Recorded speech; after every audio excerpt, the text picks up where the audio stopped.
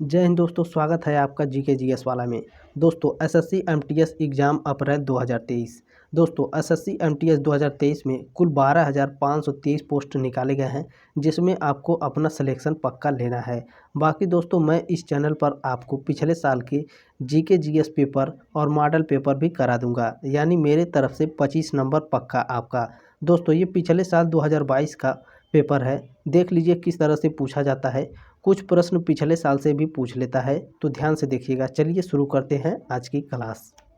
इसमें पहला प्रश्न पूछा था दोस्तों, वेद समाज के बारे में निम्नलिखित में से कौन सा कथन सही है। तो इसमें पहला ऑप्शन था दोस्तों, इसकी स्थापना 1864 में मद्रास में हुई थी। ये भी सही है, यानी ये क्वेश्चन इसमें से भी बन सकता है दोस्तों। पूछेगा अगर कि वेद समाज की स्थापना कब हुई थी, तो 1864 में। अगर पूछेगा कहाँ हुई थी, तो याद रखिएगा मद्रास। मद्रास अब कहाँ है? चेन्नई में, यानी फर्स्ट ऑप्शन सही है। दूसरा ऑप्शन क्या था? इसने जाति भेद को खत्म करने और विधवा पुनर्विवाह और महिला शिक्षा को बढ़ावा देने के लिए काम किया। ये भी सही है, यानी ऑप्शन नंबर डी सही है दोस्तों। इसमें फर्स्ट और सेकंड दोनों। अगला क्वेश्चन क्या था दोस्तों, निम्नलिखित में से किसने महात्मा गांधी को महिलाओं को नमक सत्याग्रह आंदोलन में भाग लेने की अनुमति देने के लिए सहमत किया था। तो दोस्तों इसमें ऑप्शन नंबर ए है, कमला देवी चट्टोपाध्याय। मोस्ट इम्पॉर्टेंट प्रश्न है, याद रखिएगा। महात्मा गांधी को महिलाओं को नमक सत्याग्रह आंदोलन में भाग लेने की अनुमति देने के लिए सहमत किया था। किसने सहमत किया था दोस्तों?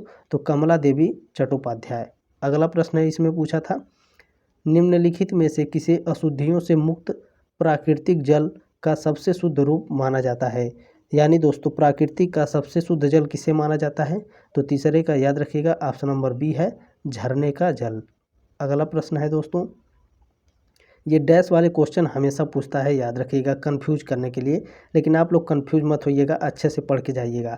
चौथा प्रश्न था दोस्तों इसमें, ग्रामीण रोजगार सृजन कार्यक्रम REGP में शुरू किया गया था, यानी किस साल में शुरू किया गया था। तो याद रखिएगा दोस्तों, ऑप्शन नंबर बी है इसमें, ऑप्शन नंबर दूसरा है 1995। REGP का फुल फॉर्म क्या होता है? ग्रामीण रोजगार सृजन कार्यक्रम। इसका शुरुआत कब हुआ था? 1995 में।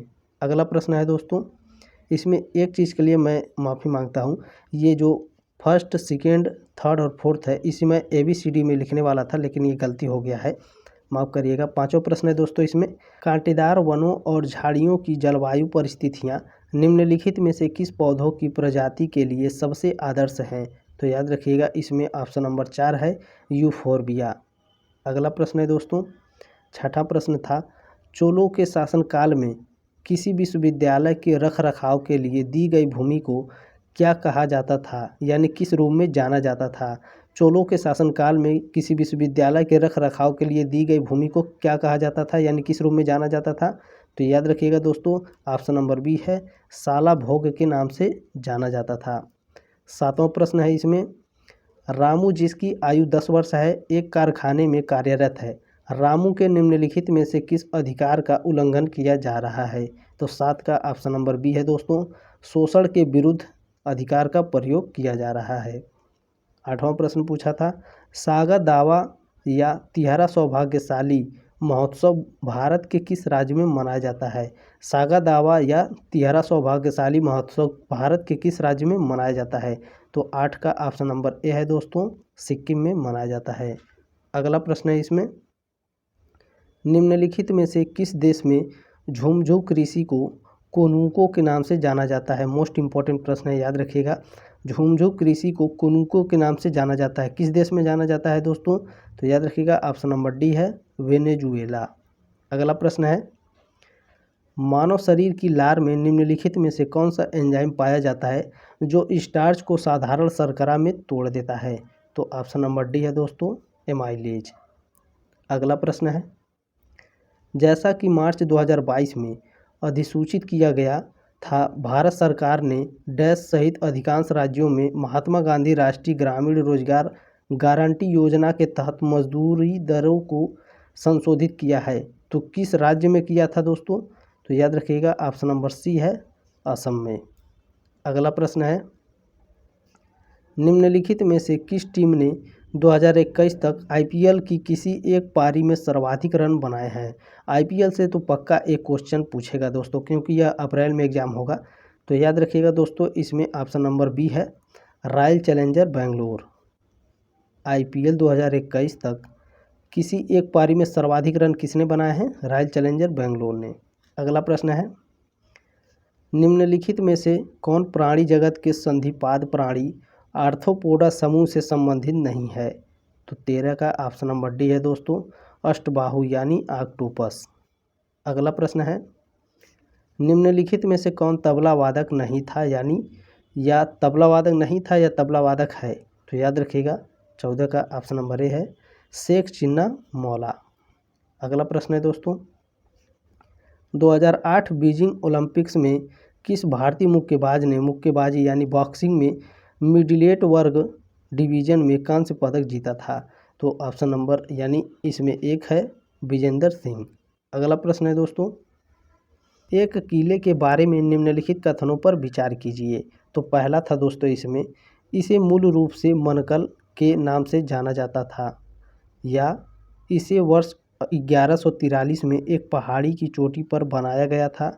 उपरोक्त कथनों में किस किले के बारे में बात की जा रही है? सोचिए, इस तरह से क्वेश्चन पूछता है आप लोगों को कंफ्यूज करने के लिए। तो याद रखिएगा इसमें ऑप्शन नंबर 4 है, गोलकोंडा किला के बारे में बात कर रहा है। 17वां प्रश्न है दोस्तों, मोस्ट इम्पोर्टेंट प्रश्न है, ध्यान दीजिएगा। देबाशीष पांडा को हाल ही में किसके प्रमुख के रूप में नियुक्त किया गया है? तो याद रखिएगा ऑप्शन नंबर 4 है इसमें, IRDAI। इसका फुल फॉर्म क्या होता है दोस्तों, पहले बता दे रहे हैं। इसका फुल फॉर्म लिख लीजिएगा आप लोग, इसमें जगह छोटा है तो लिखने में परेशानी हो रही है, बता दे रहे हैं, लिख लीजिएगा। Insurance regulatory and development authority of India. दोस्तों ये मोस्ट इम्पोर्टेंट प्रश्न है, याद रखिएगा। ये प्रेजेंट टाइम यानी 2023 में भी देबाशीष पांडा इसके CEO हैं। अगला प्रश्न है दोस्तों, केंद्रीय बजट 2022-23 के अनुसार राष्ट्रीय राजमार्ग नेटवर्क के विस्तार के लिए लगभग कितनी राशि आवंटित की गई है? तो 18 का ऑप्शन नंबर दोस्तों इसमें ए है, लगभग यानी लगभग नहीं दिया है, यानी 20,000 करोड़। अगला प्रश्न है, प्राचीन भारत में महाजनपदों के शासन फसलों के उपज के डैश की दर से कर वसूलते थे? तो ऑप्शन नंबर इसमें ए है, यानी ऑप्शन नंबर 1 है, 1/5 भाग। प्राचीन भारत में महाजनपदों के शासक फसलों की उपज के 1/5 भाग की दर से कर वसूलते थे। अगला प्रश्न है, 20वां प्रश्न, भारतनाट्यम किस भारतीय राज्य का शास्त्रीय नृत्य है? तो ऑप्शन नंबर बी है दोस्तों, केरल। अगला प्रश्न है, भारतीय संविधान के अनुसार प्रधानमंत्री की नियुक्ति डैश द्वारा की जाती है, यानी प्रधानमंत्री की नियुक्ति किसके द्वारा की जाती है? तो याद रखिएगा ऑप्शन नंबर 3 है, भारत के राष्ट्रपति के द्वारा। अगला प्रश्न है, यामिनी कृष्णमूर्ति किस शास्त्रीय नृत्य शैली के लिए प्रसिद्ध है? मोस्ट इम्पोर्टेंट प्रश्न है। 22 का ऑप्शन नंबर बी है दोस्तों, भरतनाट्यम और कुचिपुड़ी के लिए। यामिनी कृष्णमूर्ति किस शास्त्रीय नृत्य के लिए प्रसिद्ध है? भरतनाट्यम और कुचिपुड़ी।